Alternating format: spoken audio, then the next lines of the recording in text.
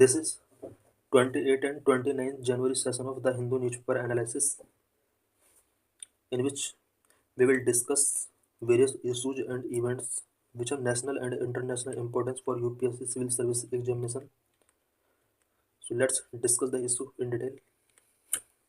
Why there is a need to classification of a denotified tribe in India? What is the impact of classifying denotified tribes? Article is important for GS paper 2, for prelims, for means. GS paper 2 में कुछ important topics such as government policies issues related to SC and ST cover होंगे। Prelims से related कुछ facts हम इस article के अंदर understand करेंगे, such as nomadic, semi nomadic, denotified tribes, Idate commission report, national commission for ST, Kanjar, Nat, Pardhi and Sapera, 6th schedule के बारे में हम पढ़ेंगे। मेंस के लिए आर्टिकल इंपॉर्टेंट है बिकॉज इसमें issue related to denotified tribes, nomadic tribes and semi nomadic tribes and challenges and measures से रिलेटेड कुछ पॉइंट्स हम यहाँ पर डिस्कस करेंगे। What is issue? The denotified tribes, D N Ts, nomadic tribes and teach and semi-nomadic tribes in India face various challenges including denial of caste certification in most states. India के अंदर denotified tribes, nomadic tribes and semi nomadic tribes various challenges face कर रहे हैं, such as most of state के अंदर caste certificate के लिए इन्हें डिनाइल किया जा रहा है। Despite the Indian government launching the scheme for economic empowerment of DNTs, it means SEED, for their upliftment, numerous other issues have led to growing discontent among these communities. Government of India ने denotified tribes के upliftment के लिए numerous initiatives taking किए हैं, such as seed, एक scheme है। Seed means scheme for economic empowerment of DNTs। ये scheme denotified tribes के अपलिफ्टमेंट के लिए इंडिया के अंदर लॉन्च किया गया, बट इसके लॉन्च होने के बावजूद भी इंडिया में डीनोटिफाइड ट्राइब्स के अंदर डिसकंटेंट काफ़ी ग्रो हो रहे हैं। Who are DNTs, NTs and SNTs? The term denotified tribes refer to communities that were once classified under the Criminal Tribe Act 1871, implemented by the British government. Denotified tribes जो term है, ये term government, British government के द्वारा implement किया गया एक act, criminal tribal act 1871 के अंदर इस कम्युनिटी को क्लासीफाई किया गया था। इट मीन्स ब्रिटिश या कॉलोनियल गवर्नमेंट के ड्यूरिंग क्रिमिनल ट्राइबल एक्ट 1871 के अंदर डीनोटिफाइड ट्राइब्स को क्लासिफिकेशन किया गया था। These acts were abolished by the government of India in 1952, leading to the denotification of these communities. British government का ये act, government of India act 1952 में government of India के द्वारा इस एक्ट को अबोलिश कर दिया गया और इन कम्युनिटी को इस एक्ट के अंदर से डीनोटिफाई किया गया। Some of these communities which were listed as denotified were also nomadic. कुछ कम्युनिटी जिन्हें इस एक्ट से बाहर किया गया, डीनोटिफाइड किया गया, कुछ नोमैडिक कम्युनिटीज भी इसके अंदर इंक्लूड थी। ब्रिटिश गवर्नमेंट के क्रिमिनल ट्राइब्स एक्ट 1871 के अंदर इन कम्युनिटीज को एक एज ए क्रिमिनल इसमें डिक्लेयर किया गया था। Nomadic and semi-nomadic communities were who move from one place to another rather all the time. Nomadic and semi-nomadic communities वो communities थी जो one place to another move करती रहती हैं। While most denotified tribes are spread across the SC, ST and OBC categories, some denotified tribes are not covered in any of SC, ST और OBC categories. ज़्यादातर denotified communities SC, ST and OBC categories में included की गई हैं, but कुछ denotified tribes ऐसी हैं अभी भी इंडिया के अंदर जिन्हें SC, ST, OBC कैटेगरीज में कवर नहीं किया गया है। Distribution: denotified tribes comprise various communities each with unique cultural practices, language and socio economic conditions. India के अंदर डीनोटिफाइड ट्राइब्स के अंदर वेरियस कम्युनिटीज आ जाती हैं जिनका यूनिक कल्चरल प्रैक्टिसेस हैं, लैंग्वेज डिफरेंट है, सोशो इकोनॉमिक कंडीशंस यहाँ पर डिफरेंट हैं। Communities include the Nat, Pardi, Kanjar and Sapera. ये वो कम्युनिटीज हैं जो डी नोटिफाइड ट्राइब्स डीएनटीज में कंप्राइज की गई, such as Nat, Pardi, Kanjar and Sapera.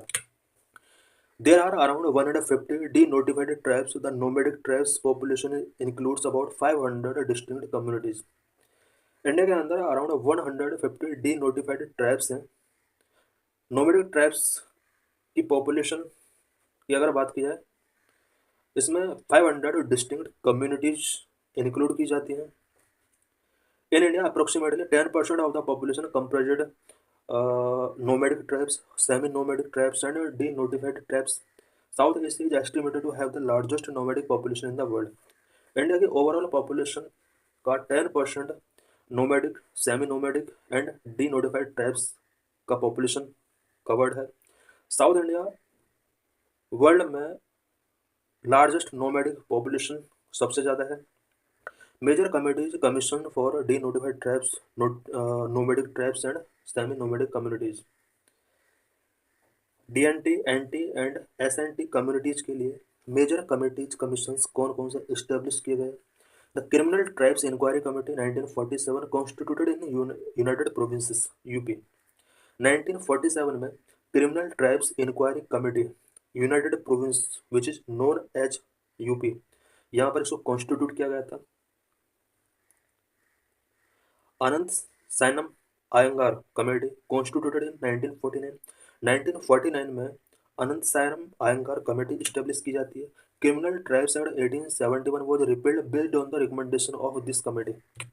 Anant Sam Ayyangar committee के रिकमेंडेशन के बाद ही क्रिमिनल ट्राइब्स एक्ट 1871 को रिपील्ड किया गया।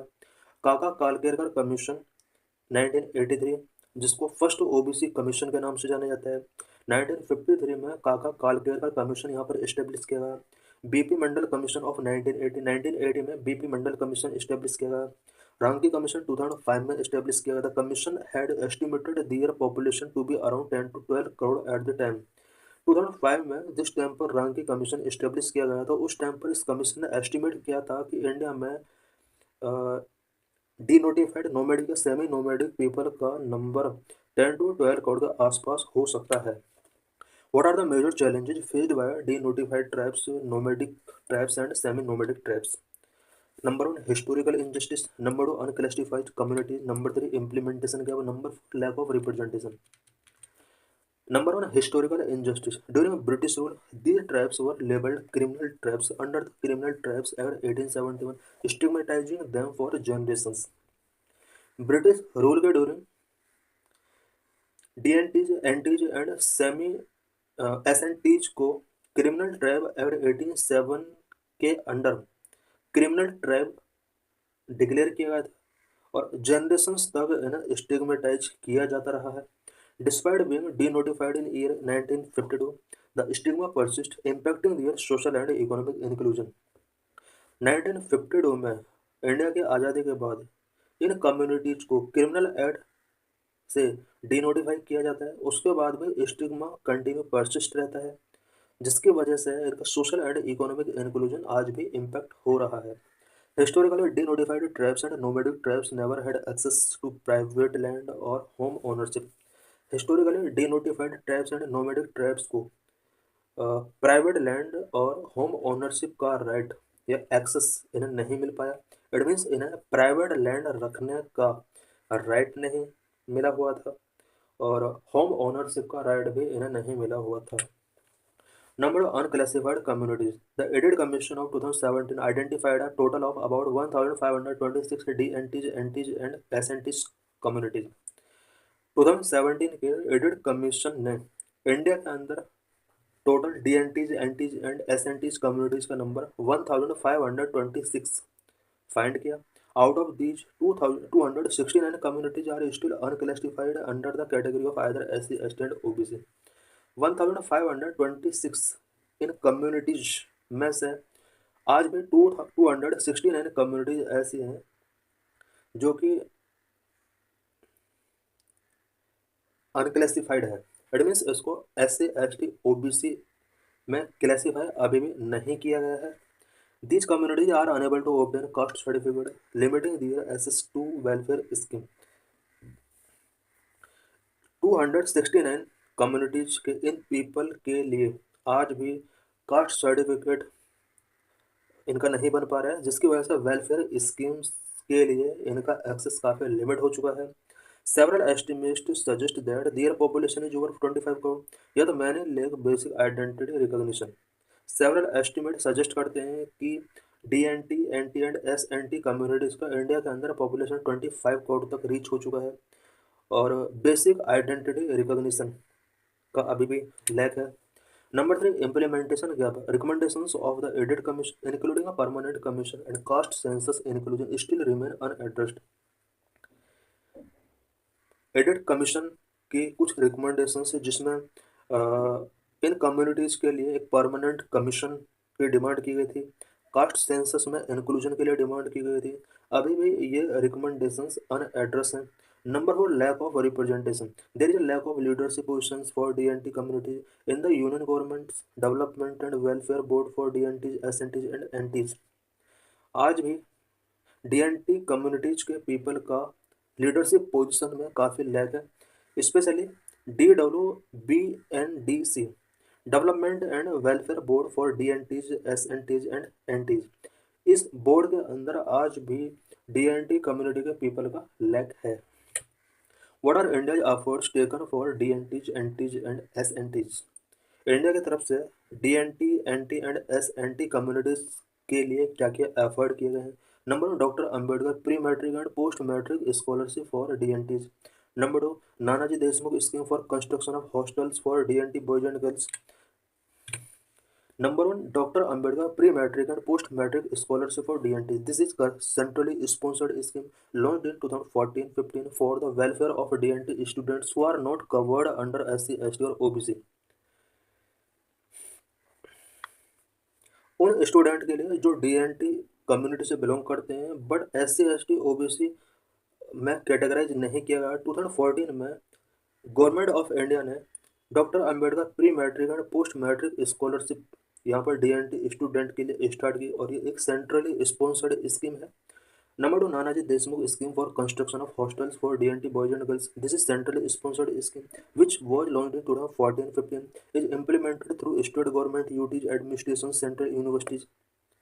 2014 में ही centrally sponsored scheme Netaji Deshmukh scheme for construction of hostels for DNT boys and girls, ये स्कीम इंडिया के अंदर लॉन्च किया गया और इसके इम्प्लीमेंटेशन के लिए state government, UT administration and central universities को यहाँ पर रिस्पॉन्सिबिलिटी दी गई। Scheme is to DNT student who do not fall under the category of SC, ST और OBC।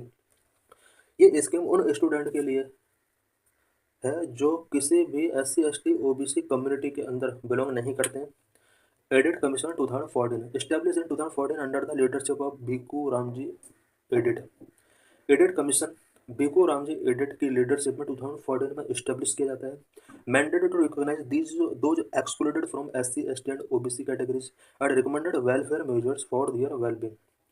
एडिट कमीशन को ये रिस्पॉन्सिबिलिटी दिया गया है कि वो SC, ST, OBC यानी जिन कम्युनिटीज को SC, ST, OBC से एक्सक्लूड किया गया उनको रिकॉग्नाइज करें एंड इन कम्युनिटीज के वेलफेयर के लिए कुछ मेजर्स, वेलबींग के लिए कुछ मेजर्स यहाँ पर रिकमेंड करें। इसलिए एडिट कमीशन 2014 में इस्टेब्लिश किया गया।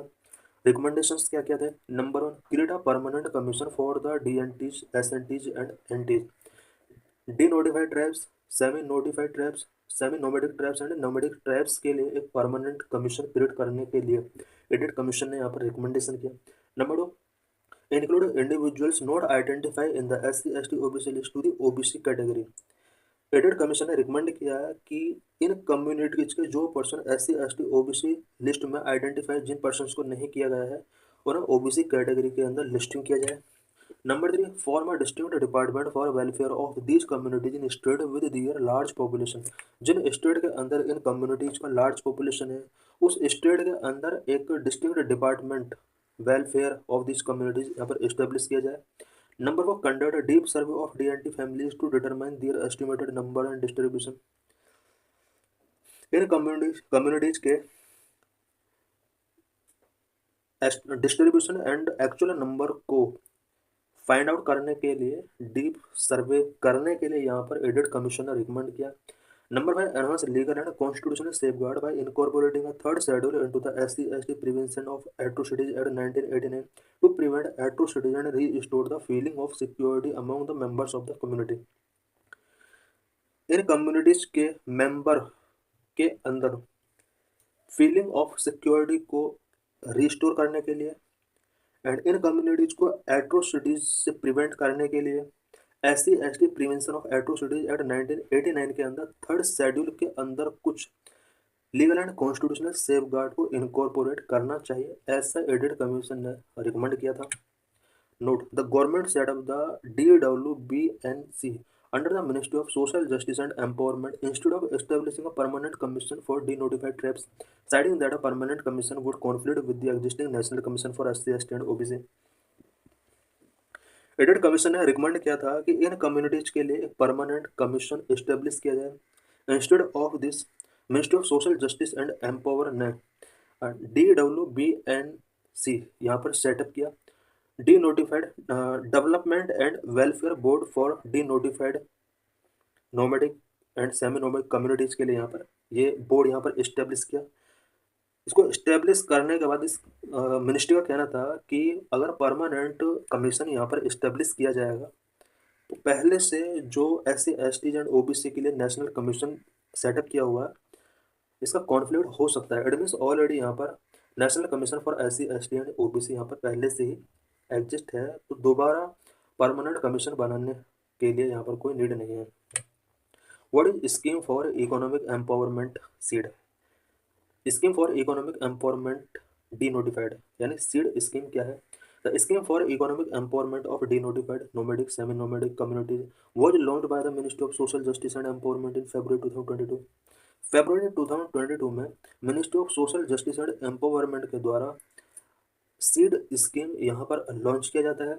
एम एंड कंपोनेंट इसके क्या थे? Number 1, to provide free competitive exam coaching to the student for civil services professional courses like medicine, engineering, MBA etcetera.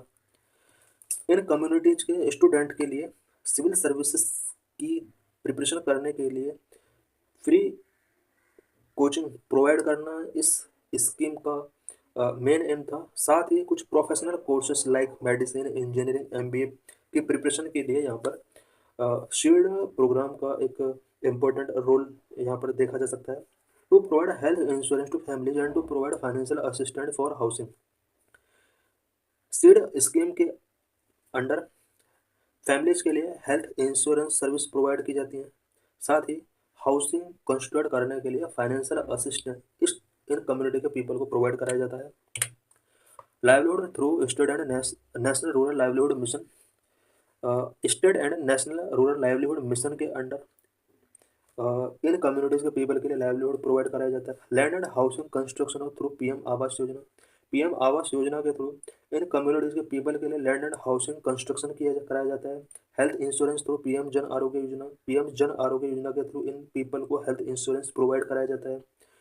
The DWBNC has been tasked with the implementation of this scheme. All schemes के implementation के लिए यहाँ पर DWBNC को यहाँ पर tasking किया गया है। This is previous year question related to this article with reference to Changpa community of India. Consider the following statement. 2014 में क्वेश्चन पूछा गया है एंड 3 स्टेटमेंट्स यहाँ पर 3 स्टेटमेंट्स यहाँ पर गिवन है। कौन सा स्टेटमेंट करेक्ट है? They live mainly in state of Uttarakhand. Changpa community mainly Uttarakhand state के अंदर लिविंग है। Answer is wrong. They rear the pashmina goat, they yield a fine wool. Pashmina goat ये रियर करती है। Statement is true. They are kept in the category of scheduled tribe. Changpa community को ST के अंदर categorize किया गया। This is also right. So the correct statements 2 and 3, so answer is B।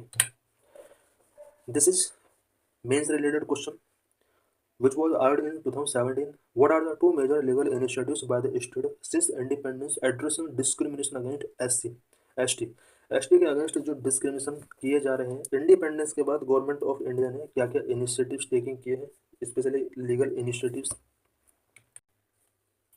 In this article, we will discuss about various provisions in birthright citizenship in USA, which is recently ended by Donald Trump. What is issue? The executive order titled "Protecting the Meaning and Value of American Citizenship" revokes birthright citizenship in USA, regardless of their parents' immigration status.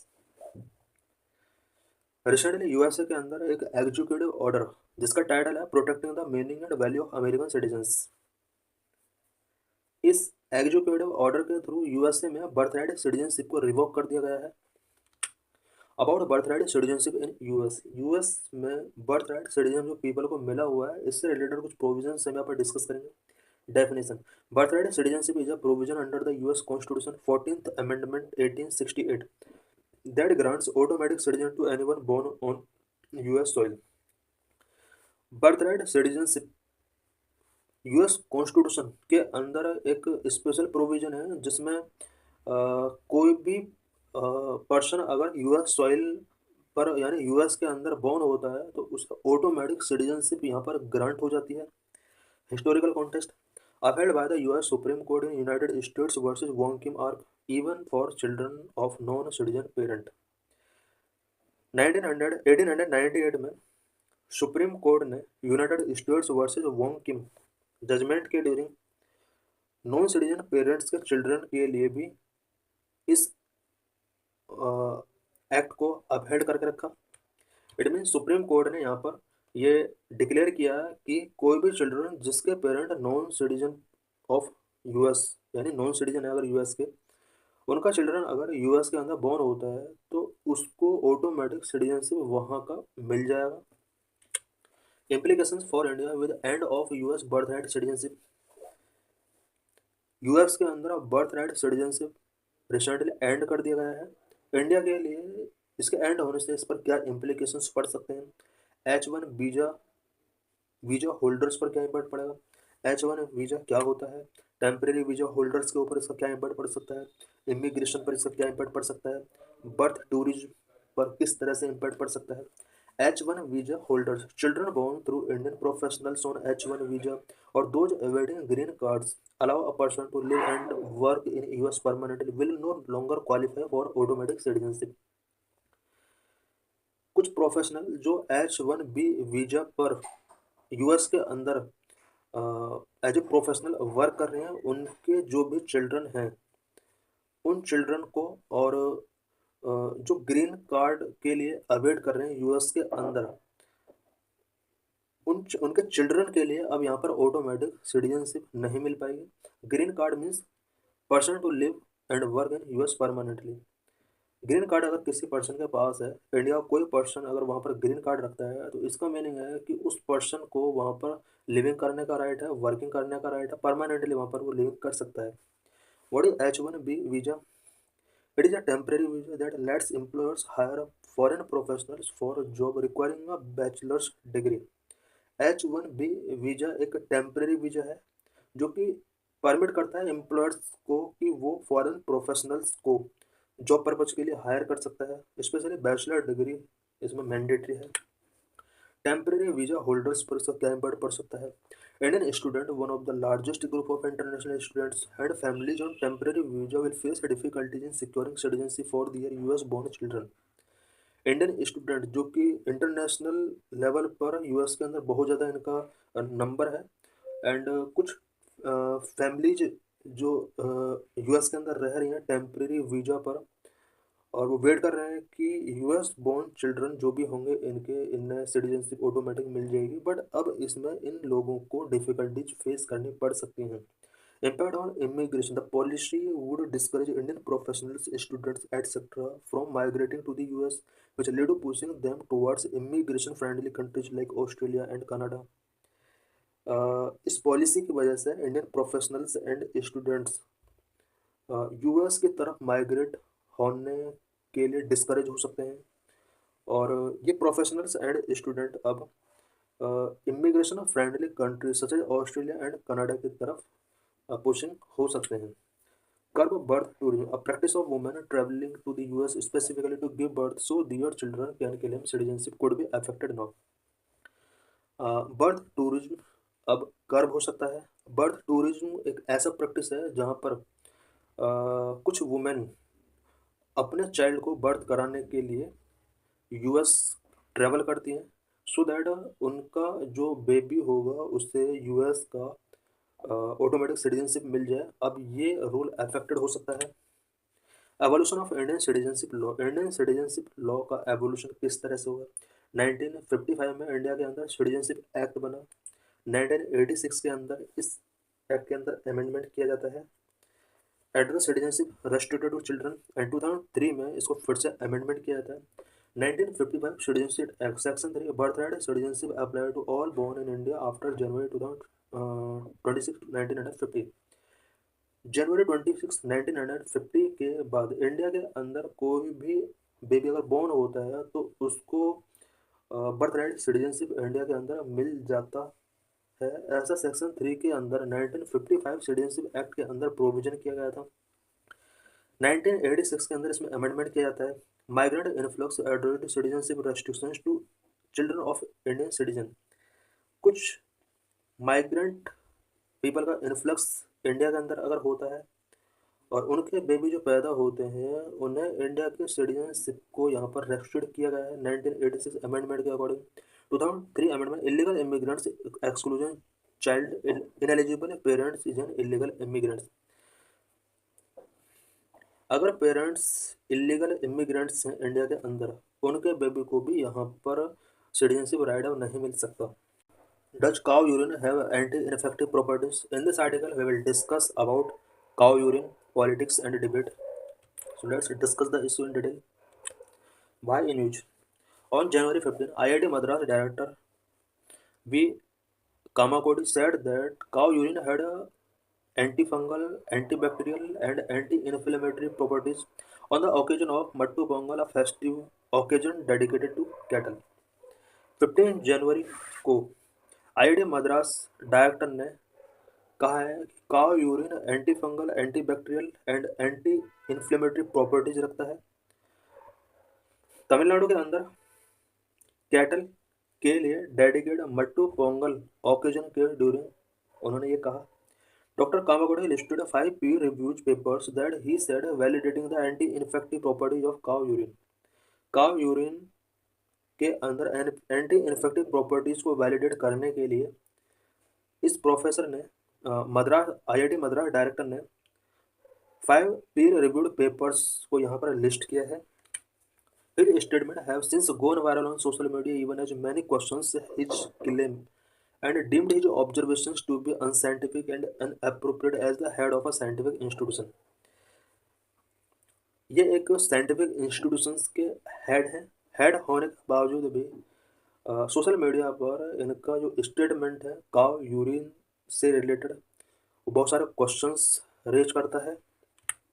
Report of the international journal of recent advances in multidisciplinary research. International journal of recent advances in multidisciplinary research की क्या report है cow urine से related? The paper entitled Benefit of Cow Urine published in the International Journal of Recent Advances in Multidisciplinary Research on September 29, 2017. International journal of research advances in multidisciplinary research में एक paper publish किया गया था जिसका title benefit of cow urine था। सितंबर 29, 2017 में ये paper publish किया गया था। The paper reviewed previous research articles describing the medicinal benefit of cow urine, a form of research called a meta-analysis. इस पेपर के अंदर प्रीवियस रिसर्च से रिलेटेड जितने भी आर्टिकल्स थे उनको रिव्यू किया गया एंड इसके जो भी मेडिसिनल बेनिफिट थे उसको डिस्क्राइब किया गया। According to the paper, many researches have also been done which show its use for treatment of skin disease, stomach disease, kidney disease, heart disease, stones, diabetes, liver problem, jaundice, athlete's feet, yeast system, hemorrhoid, etc. And so its immunostimulant, bioenhancer, anti-convulsant, anti-cancerous, wound healing, antioxidant and antimicrobial properties.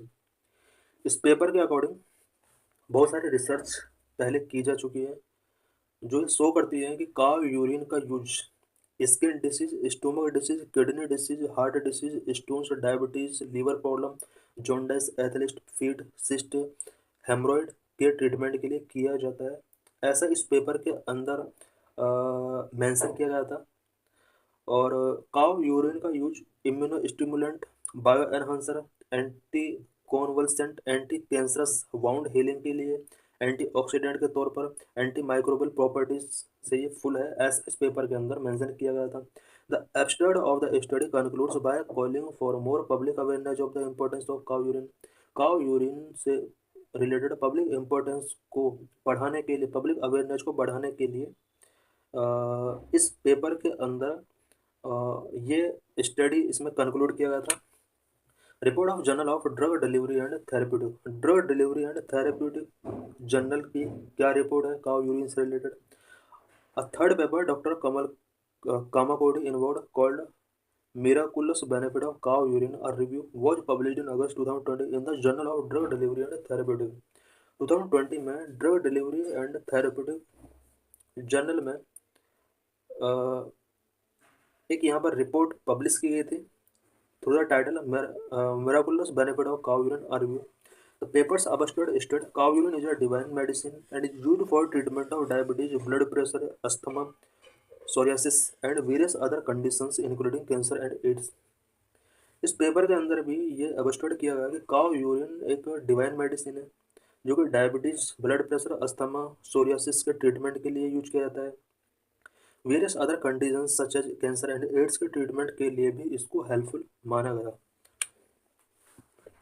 It also claim cow urine can cure migraines whose astrology is not fully understood. Report के अंदर claim किया गया कि cow urine migraines में भी treatable है। When asked about this study, Dr. Singh was forthright. It is not a research paper but a selective review compilation from the traditional literatures or belief without any evidence-based scientific study। Doctor Singh का कहना था कि जितने भी paper research हैं ये traditional literature और beliefs के कुछ रिव्यू एंड कंपिलेशन के बेस पर हैं। What is saying of a professor of Indian Institute of Science Bengaluru. Indian Institute of Science Bengaluru के प्रोफेसर का काव यूरिन से रिलेटेड क्या व्यू है। Deepshikha Chakraborty, professor at the department of microbiology and cell biology at the Indian Institute of Science Bengaluru, said consumption of any urine is detrimental and dangerous including healthy individual urine.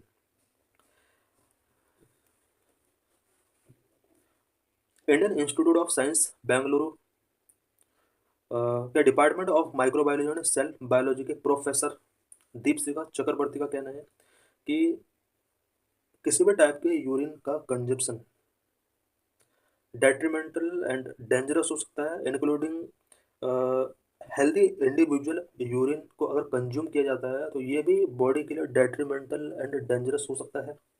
Urine contain resident bacteria and that can be detrimental. Urine के अंदर resident bacteria होते हैं जो कि detrimental हो सकते हैं health के लिए। She added that there have been reports of various types of urine containing bacteria that could be pathogenic. Deepshikha Chakraborty ने कहा कि वेरियस रिपोर्ट इससे रिलेटेड आ चुकी हैं कि यूरिन के अंदर वेरियस टाइप के बैक्टीरिया कंटेन होते हैं जो कि पैथोजेनिक हो सकते हैं। A study of cow urine से रिलेटेड और भी स्टडी से रिलेटेड फाइंडिंग्स आ चुकी हैं। इन 2022 a study of Indian Veterinary Research Institute Bareilly show the undesirability of human consuming cow urine। 2022 में Indian veterinary research institute Bareilly के द्वारा एक स्टडी किया गया। इस स्टडी में ये शो किया गया कि काव यूरिन का अगर ह्यूमन कंज्यूम करते हैं तो ये अनडिजायरेबल हो सकता है। In the study, the team found that fresh urine from cow and bulls contain at least 14 types of harmful bacteria, including Escherichia coli। Study में फाउंड किया गया कि काव या बुल्स का अगर फ्रेश यूरिन भी अगर कंज्यूम किया जाता है, इस यूरिन के अंदर एटलीस्ट 14 टाइप्स के हार्मफुल बैक्टीरिया होते हैं, इंक्लूडिंग इसमें एक बैक्टीरिया का नाम भी दिया गया है एस्टेरिया कोली। एक बैक्टीरिया है जो कि काव एंड बुल यूरिन के अंदर फाइंड आउट किया गया है। The study also reported that urine can not inhibit bacteria growth.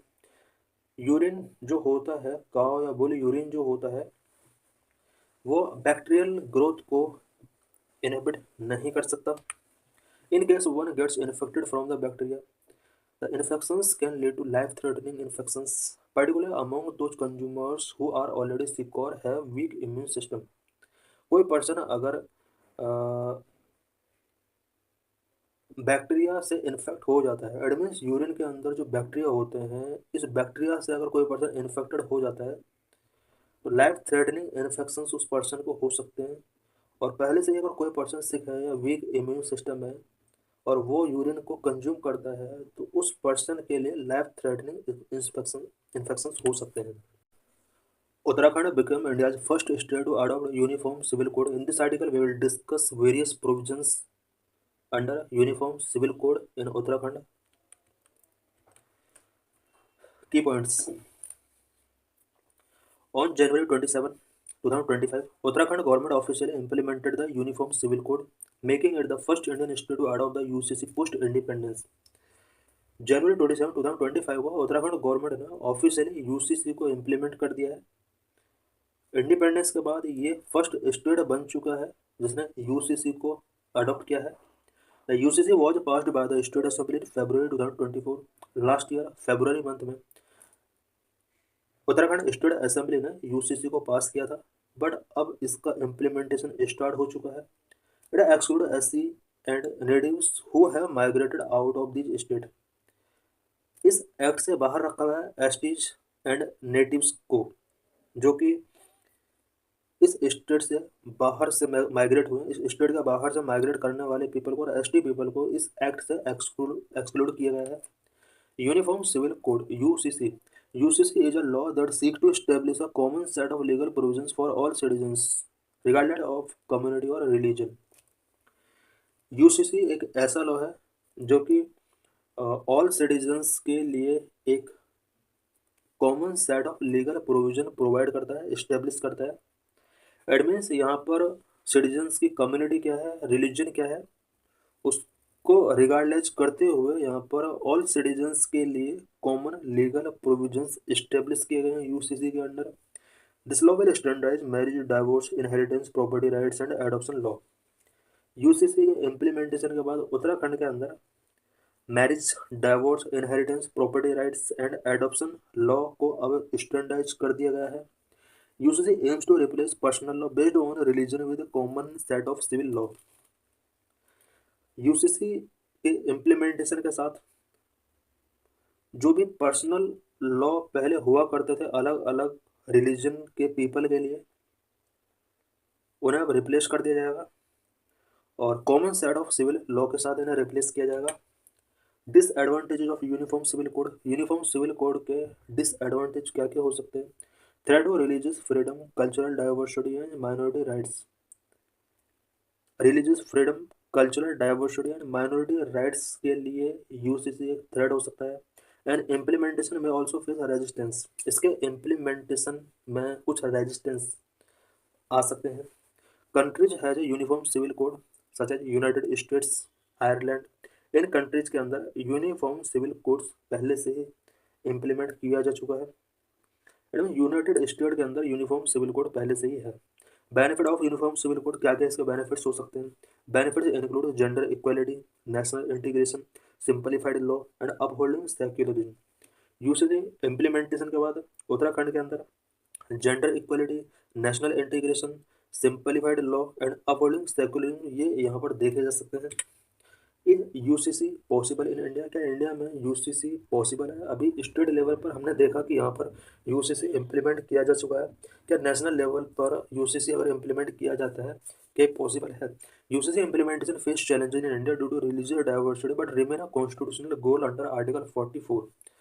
Because India के अंदर रिलीजियस डाइवर्सिटी है और इस डाइवर्सिटी की वजह से यूसीसी का इम्प्लीमेंटेशन इंडिया के अंदर चैलेंजेस फेस कर सकता है। But constitutional goal under article 44 के अंदर प्रोविजन किया गया है कि यूसीसी इम्प्लीमेंट होना चाहिए। कि highlights of Uttarakhand UCC. Uttarakhand के अंदर जो यूसीसी इम्प्लीमेंट किया गया है इससे रिलेटेड कुछ पॉइंट्स हम यहाँ पर डिस्कस करेंगे। UCC as a constitutional measure aims to eliminate discrimination and ensure women's empowerment. UCC अपने आप में कॉन्स्टिट्यूशनल मेजर है जो कि उत्तराखंड स्टेट के अंदर इसको इम्प्लीमेंट किया गया है। इसका मेन एम वुमेन के साथ डिस्क्रिमिनेशन एंड एम्पावरमेंट करने के लिए डिस्क्रिमिनेशन को एलिमिनेट करना है एंड वुमेन एम्पावरमेंट को इंश्योर करना मेन इसका एम है। It promotes equality and does not discriminate based on caste, gender और रिलीजन। इक्वालिटी को प्रमोट कर सकता है एंड कास्ट और जेंडर एंड रिलीजन के बेस पर जितना भी डिस्क्रिमिनेशन किया जाता है उत्तराखंड के अंदर इसको इस डिस्क्रिमिनेशन को कम किया जा सकता है। ST, as defined under Article 342 of the Constitution, have been exempted from the UCC to protect their rights. ST community के राइट्स को प्रोटेक्ट करने के लिए यूसीसी से इस कम्युनिटी को एग्जम्प्ट किया गया है। ST को कॉन्स्टिट्यूशन के अंडर आर्टिकल 342 के अंदर इसको डिफाइन किया गया है। की फीचर्स ऑफ यूसीसी, यूसीसी क्या की फीचर्स हैं? Equal right for women, UCC ensure equal property and inheritance right to women, women के लिए इक्वल प्रॉपर्टी इंश्योर करेगा, इनहेरिटेंस राइट इंश्योर करेगा। Bad practices prohibit iddat halala and talaq from Muslim personal law. UCC Uttarakhand के लिए उत्तराखंड के अंदर इम्प्लीमेंट हो चुका है। जितने भी मुस्लिम पर्सनल लॉ हैं वो सभी यहाँ पर रिवील हो चुके हैं और इस तरह से यूसीसी के इम्प्लीमेंटेशन के बाद iddat halala and talaq system prohibit हो चुका है। Mandatory online registration, marriage, divorce and live in relationship must be registered on the government portal ucc.uk.gov.in। Government portal पर अब marriage, divorce and live in relationship का रजिस्ट्रेशन कराना कंपलसरी होगा। Marriage law, marriage registration mandatory हो गया है। Law marriage age 18 year for women and 21 year for man. Legal marriage age यहाँ पर अब इम्प्लीमेंट हो चुकी है। वुमेन के लिए 18 ईयर एंड मैन के लिए 21 ईयर मिनिमम एज यहाँ पर फिक्स कर दी गई है। Prohibits child marriage, polygamy, triple तलाक। उत्तराखंड के अंदर अब कोई भी चाइल्ड मैरिज नहीं हो सकता। पॉलीगैमी, ट्रिपल तलाक को यहाँ पर प्रोहिबिट किया जा चुका है। इनहेरिटेंस एंड प्रॉपर्टी राइट से रिलेटेड क्या क्या प्रोविजन किए गए हैं? Equal inheritance right for daughters and son, daughter son दोनों के लिए यहाँ पर इक्वल प्रॉपर्टी राइट अब दिए जा सकेंगे यूसीसी इम्प्लीमेंटेशन के बाद। Recognize children of live in couple as legitimate, granting them equal inheritance right. Live in couple के द्वारा जो भी चिल्ड्रन यहाँ पर बोर्न होगा उस चिल्ड्रन को लेजिटिमेट यहाँ पर रिकॉग्नाइज किया जाएगा और इक्वल इनहेरिटेंस राइट यहाँ पर ग्रांटिंग उसको कराया जाएगा। UCC online portal, Aadhaar based verification it ensure user authenticity. Aadhaar based verification किया जाएगा और यूजर की ऑथेंटिसिटी को यहाँ पर इंश्योर किया जाएगा। Integrated data set linked with 13 government department including police and court. Integrated data set को यहाँ पर 13 गवर्नमेंट डिपार्टमेंट के साथ लिंक किया जाएगा, स्पेशली पुलिस एंड कोर्ट के साथ इस डाटा सेट को इंटीग्रेट किया जाएगा। Registration deadline, new marriage must registered with in 16 days of marriage, 60 days of marriage.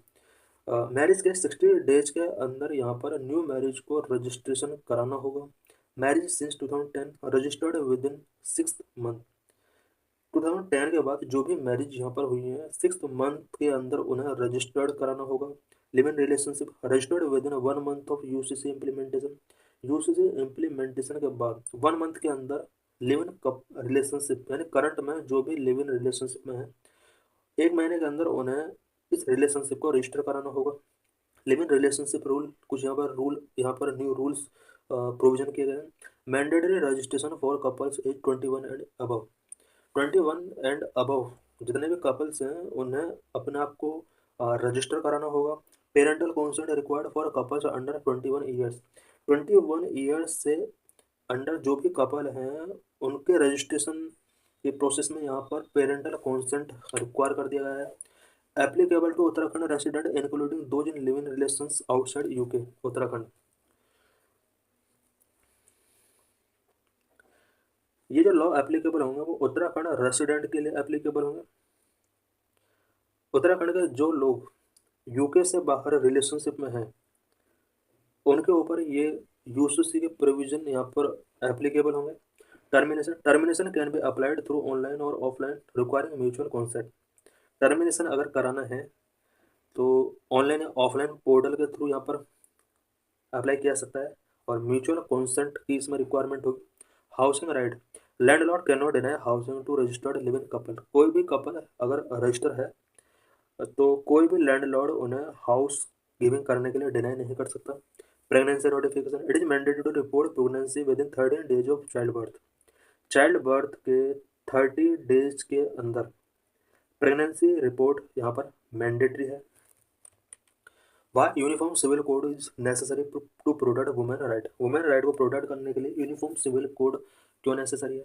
इन दिल्ली और big cities even in small towns there have been too many cases where women are taken for a ride used and thrown away. Delhi जैसे बड़े शहरों में और साथ में कुछ small towns के अंदर वुमेन को राइड किया जाता है, यूज किया जाता है, थ्रो अवे कर दिया जाता है। For the protection of women under such circumstances registration is required. इस तरह का सर्कमस्टेंसेस में वुमेन के प्रोटेक्शन के लिए रजिस्ट्रेशन बहुत ही इंपॉर्टेंट यहाँ पर किया गया है। Women are the weakest section of society and customary law is discriminatory against women. Society के वीकेस्ट सेक्शन के रूप में वुमेन को देखा जा रहा है और जितने भी इंडिया के अंदर कस्टमरी लॉ है वो वुमेन के अगेंस्ट डिस्क्रिमिनेटरी हैं। वुमेन के प्रोटेक्शन के लिए यूनिफॉर्म सिविल कोड बहुत जरूरी है। The UCC in that regard is a tool for empowerment specially in the context of property right for women they gain from having a UCC. Women को empower करने के लिए through property right given करने के through women को यहाँ पर empower किया जा सकता है और इसके लिए यूसीसी एक इम्पोर्टेंट टूल हो सकता है।